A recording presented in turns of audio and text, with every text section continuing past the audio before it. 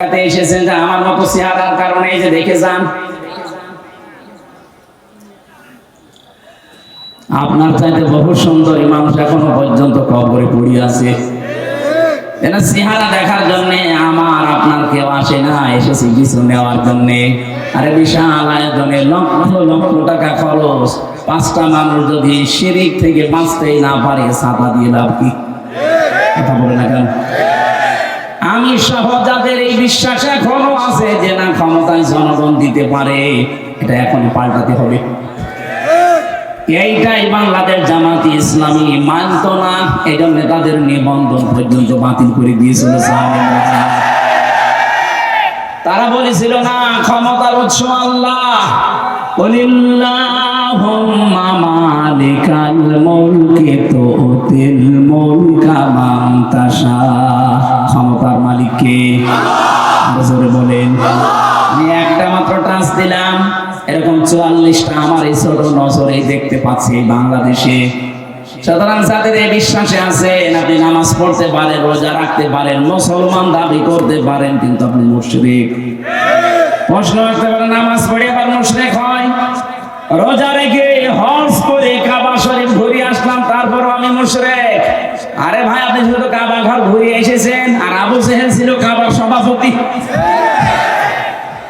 ও কাবা ঘরের সভাপতি ছিল, ওকে মুশরিক। ওকে আপনি যদি বলেন ওকে আমার মতো আল্লাহ একজন আসে বিশ্বাস করতো, মানে কোরআনে কারীম জানিয়েছে ওয়ালা ইনসালতাহুম মান খালাকাস সামাওয়াতি ওয়াল আরদা লা ইয়াকুলুনাল্লাহ।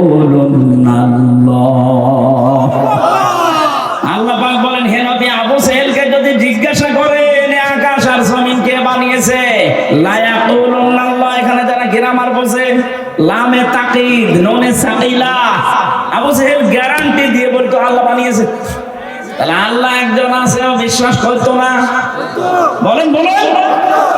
আমি ওই বিশ্বাস করি, ও ওই বিশ্বাস করে, ও বিশ্বাস করার পরেও যদি মুশরিক হয় আর আমি ওই বিশ্বাস করে ইমানদার থাকি, কোন কায়দায়?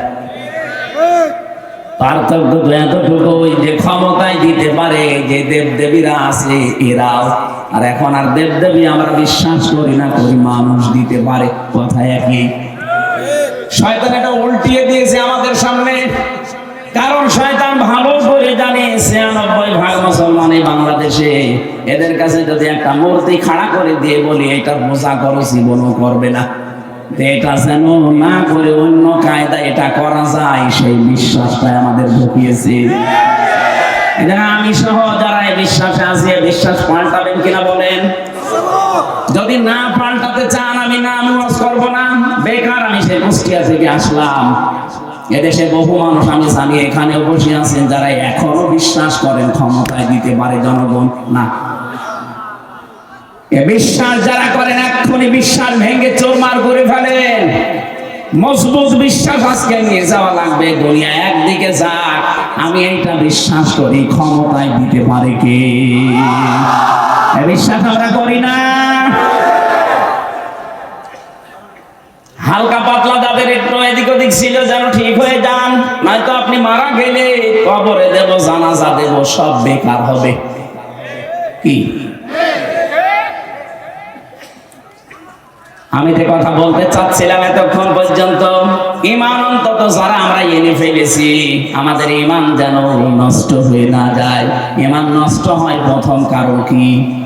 শিরক। বলেন বলেন, আরো জোরে বলেন।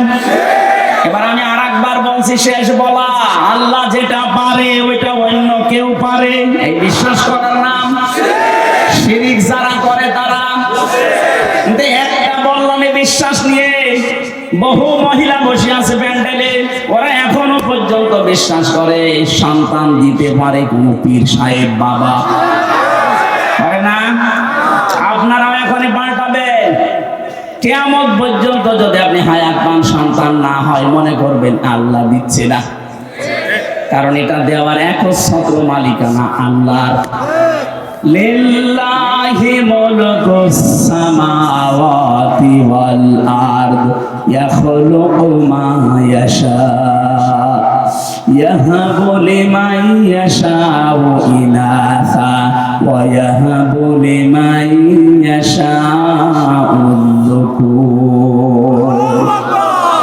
সূরা শুরার 49 নম্বরে আয়াত অনুযায়ী প্রমাণ হয় আসমান জমিনের মুলকিয়াতের মালিক, রাজত্বের মালিক আল্লাহ।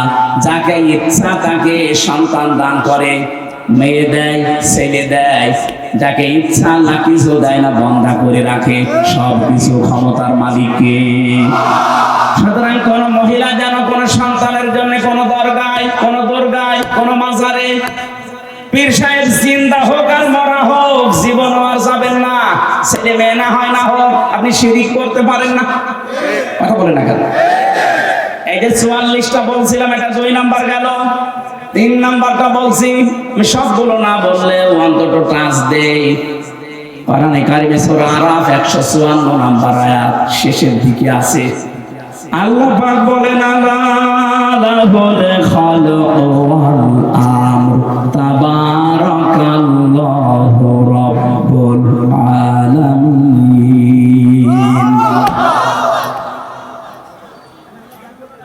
আসমান জমিন বানিয়েছে যিনি, হুকুম চলবে তার, সৃষ্টি যার, আইন তার, নিয়ম কার?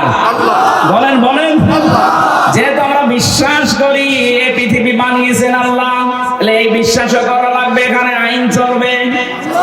যারা আল্লাহর আইন বাদ দিয়ে আল্লাহকে সৃষ্টিকর্তা মানেন, কিন্তু তারা আইন বাদ দিয়ে মানুষের তৈরি করা আইন কানুন প্রতিষ্ঠার জন্য চেষ্টা করেন, আপনি মুশরিক। এই কথা বলেন না কেন? এদেশে এখন আপনি মেলান তো এই 3 নাম্বারটা নিয়ে, এদেশে আমার মনে হয় এখন ভরি ভরি লোক পাবেন। ওকে জিজ্ঞাসা করবে সৃষ্টিকর্তাকে, আল্লাহর নাম বলবে, কিন্তু আইন যে চলবে ওই আল্লাহর, এটা বলতে গেলে তখন বলে হুজুর এটা রাজনীতি, এটা দুনিয়ার কাজ। আপনি নির্ভেজাল টাটকা মুশরিক। কারণ সৃষ্টি যার, আইন চলবে তার, এইটাই ফাইনাল। কথা বলে না কেন? যারা আল্লাহর আইনের বিপরীতে নতুন কোন আইন বানাতে চায়, কোরআনে কারীম সূরা আলে ইমরান 154 নাম্বার আয়াত, এটা মাঝের অংশে আছে। ইয়াকুলুনা হাল্লানা মিনাল আমরি মিন শাইইন কুল ইন্নাল আমরা কুল্লাহু লিল্লাহ। এই নবী ওরা যদি জিজ্ঞাসা করে যে আইন তৈরি করার ক্ষমতা পাওয়ার কোন অধিকার আমাদের আছে, আপনি ডাইরেক্ট ফতোয়া দেন না। আইন তৈরি করতে পারে শুধুমাত্র কে? আরো জোরে। এটাকে আমি বানালাম, এটা বললাম কেন? বাংলাদেশে এখন সংশোধন চলছে, সংস্কার চলছে, বিশেষ করে আমাদের সংবিধান। কথা বুঝে? এই ঝড়ে যদি কিছু করে নিতে না পারেন, আবার 50 বছর পিছিয়ে যাবেন। এমনিতেই তো 53 বছর আমরা পিছিয়ে আছি। কথা বলে ঠিক কিনা? মানুষ নামে কলঙ্ক কিছু মানুষ নিজেরা আইন বানিয়ে আমাদের উপরে সংবিধান আকারে চালিয়ে দিয়েছিল। আল্লাহ পাক 1500 বছর আগে মানব জাতির জন্য একটা সংবিধান দিয়েছেন। সূরা ফুরকান, ফুরকান মানে সংবিধান। ফুরকান মানে কি? এখানে 54টা 74টা আয়াত আছে, 73টা ধারা আছে। আল্লাহ পাক বলেন মুসলমান দেশের আমি আল্লাহর গোলাম যারা দাবি করবে তাদের এই 73টা ধারা দিয়ে যদি সংবিধান বানানো হয়, ওই জায়গাটা আমি আল্লাহ মিনি জান্নাত বানিয়ে দেব। এই 73 বছরে 53 বছরে 73টা ধারা আমরা আজও পাইনি। সত্যি যদি পেতাম, আল্লাহর কসম, আল্লাহর গ্যারান্টি মিথ্যা হতো না। কথা বলেন না কেন? এই গ্যারান্টি কে পর্যন্তই থাকবেন আমরা দেখতে চাই। যেহেতু এখন সংস্কার আরম্ভ হয়ে গেছে, সংশোধন চলছে, বাংলাদেশে 96% মুসলমান। এই দেশে আমরা সংবিধান হিসাবে আল্লাহর কোরআনকে দেখতে চাই, আর কিছু চাই না। কারা রাজি আছেন দেখি? লিল্লাহি তাকবীর।